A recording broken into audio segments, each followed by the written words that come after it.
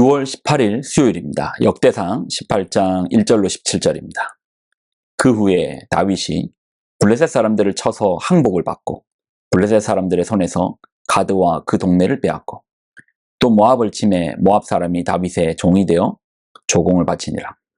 소바왕 하다레셀이 유브라데 강가에서 자기 세력을 펴고자 하매 다윗이 그를 쳐서 하마까지 이르고 다윗이 그에게서 병거 1000대와 기병 7000명과 보병 20000명을 빼앗고 다윗이 그 병거 100대의 말들만 남기고 그 외의 병거의 말은 다 발에 힘줄을 끊었더니 다메섹 아람 사람이 소바왕 하다레셀을 도우러 온지라.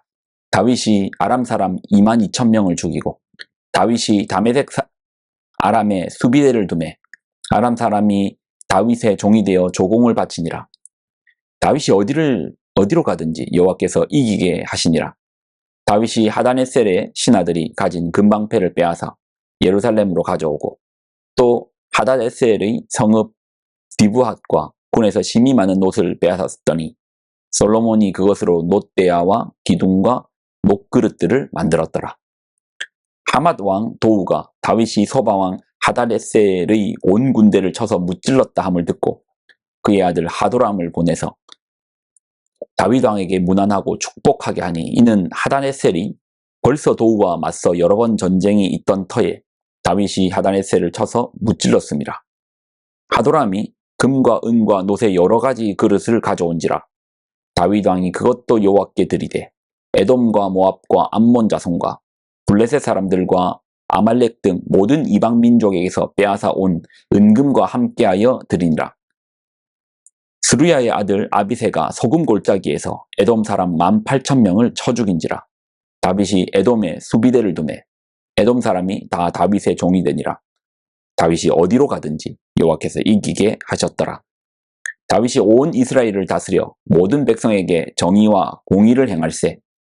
스루야의 아들 요압은 군대 사령관이 되고 아힐롯의 아들 여호사밧은 행정장관이 되고 아이두브의 아들 사독과 아비아달의 아들 아비멜렉은 제사장이 되고 사오사는 서기관이 되고 여호야다의 아들 브나야는 그렛 사람과 블렛 사람을 다스리고 다윗의 아들들은 왕을 모시는 사람들의 우두머리가 되니라. 아멘. 기도하겠습니다. 하나님, 우리로 주의 말씀을 듣게 하여 주옵소서. 이 말씀 안에 있는 생명력, 이 말씀 안에 있는 확장성으로 우리가 살게 하여 주옵소서. 영광을 드립니다. 예수님의 이름으로 기도드립나이다. 아멘. 오늘 본문은 다윗의 정복 전쟁입니다. 다윗이 궁궐도 짓고 나라도 안정화시키고 이제 가까이에 있는 이제 블레셋 같은 나라들에 대해서 이제 다 정복을 끝내고 이제는 좀 더 바깥으로 확장시키는데요. 처음에는 가까운 블레셋을 정복시켰고 그 다음에 요단 동편에 있는 모압, 그리고 이제 북쪽으로는 고대 강국이었던 아람, 남쪽에 에돔까지, 서쪽은 바다로 돼 있으니까 빼고 동남부 나라들을 이스라엘에 이제 복속시키는 겁니다. 다윗의 왕권이 점점점 강력해지는 것이죠. 그래서 이제 그 확장성이 어디까지 가느냐, 하맛 어기로부터 아라바 바다까지 그렇게 크게 이제 땅덩어리를 차지하게 되는 것입니다. 그러니까 우리가 여기서 이제 우리가 생각해 볼 것이, 그러면 다윗이 잘 싸워서 그 군사력이 강력해서 그래서 이겼는가? 물론 다른 정권들에 비해서 다윗의 군사력도 강력했던 것도 사실입니다. 그러면 다윗이 힘이 세고 강력한 군사력을 가졌기 때문에 이겼습니까? 아니요. 자, 13절을 볼게요. 다윗이 에돔의 수비대를 두매 에돔 사람이 다 다윗의 종이 되니라. 다윗이 어디로 가든지 여호와께서 이기게 하셨더라. 우리는 이걸 봐야 됩니다. 성경은 이걸 보는 거예요. 보이지 않는 여백에 하나님께서 일하시는 그 현장을 바라보는 것입니다. 물론 우리 눈에는 다윗의 군사와 그들의 용맹함과 전략이 보이죠. 그러나 성경은 보이지 않는 그 여백을 바라보는 것입니다. 하나님께서 이기게 하여 주셨더라. 그리고 성경은 역사 속에서 펼쳐진 이야기잖아요. 우리는 이미 이제 세계사라는 역사를 통해서 이 시대를 좀 더 조명하여 볼 수 있잖아요. 이스라엘 나라가요, 물론 다윗이 있고 그의 군사가 용맹하다 하나 이스라엘 나라가 사실 큰 나라는 아닙니다. 작은 나라예요. 어느 정도로 작은가?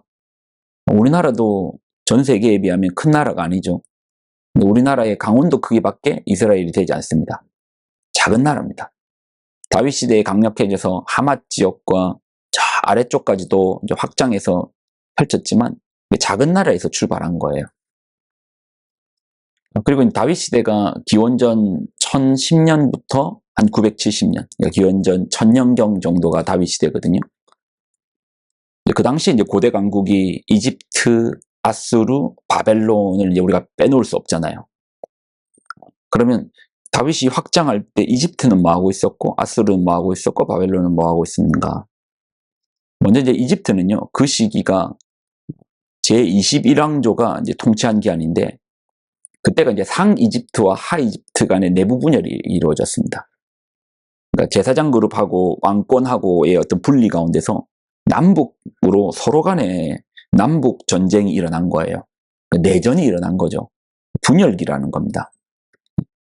상 이집트의 제사장 집단과 하 이집트의 왕실 권력 가운데 이제 권력이 두 개로 이제 분리되어 있는 상황에서 그 북쪽에 있는 이스라엘에 대해서 생각할 여력이 없는 거예요. 막 다윗이 확장하고 있음에도 이집트는 우리 지금 내 발등에 불이 떨어져 있으니까 그거 끄기 바빠가지고 아무것도 못했던 것입니다. 또 이제 아수르 같은 경우에는요, 아수르는 이 시기가 상대적으로 좀 세태기거든요. 그러니까 이게 중기 아시리아가 이제 끝나고 신아시리아가 이제 드러나는 변혁의 시기였던 거예요.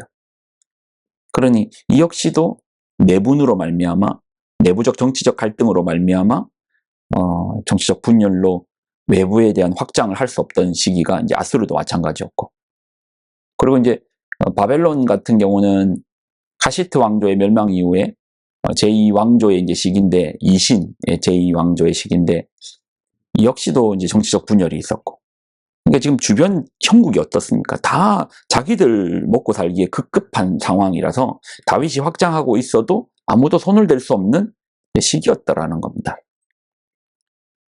우리는 이 이면을 통해서 우리가 이제 볼 수 있는 게, 다윗이 자기가 잘나서, 자기가 세서, 자기가 강력해서 이긴 게 아니고요, 하나님께서 주변을 잠재워 주신 거예요. 세계를 움직이시고 왕들을 움직이시는 하나님, 역사를 움직이신 하나님께서 주변을 잠재워 주셨던 것입니다. 그러니 자랑할 게 없죠. 우리가 이제 성경을 통해서 우리의 생각들이 확장되어 있는 사람은 내 발밑만 보지 않습니다. 내가 잘해서, 내가 잘나서 그런 게 아니니까 말씀을 통해서 우리는 이 확장성 가운데 늘 겸손을 찾게 되죠. 하나님의 도움 없이는, 하나님 일하심 없이는, 하나님 돌보심 없이는 안 되는구나. 겸손히 하나님 앞에 엎드릴 수 있는 것이죠. 이게 참 지혜죠. 교만한 거 보면 몰라서 그렇습니다. 지혜가 부족해서 그렇습니다. 다윗도 이렇게 뻗어나가는 이유는 하나님의 일하심이 그 보이지 않는 여백에 있었습니다. 우리는 그 행간에 숨어있는 그 여백까지도 봐야죠. 우리 오늘의 삶도 마찬가지입니다. 보이지 않는 하나님께서 우리의 삶을 경영하셔 주시고 도와주시고 이끌어 주십니다. 그러한 믿음으로 겸손히 주를 따르기를 소망합니다. 기도하겠습니다. 하나님, 우리로 주의 말씀 안에 우리가 거하게 하여 주옵소서. 보이지 않는 여백 너머에 일하시는 하나님을 바라보게 하여 주옵소서. 오늘의 한날의 호흡도 삶도 주님께로 왔습니다. 영광을 드립니다. 예수님의 이름으로 기도드립니다. 아멘.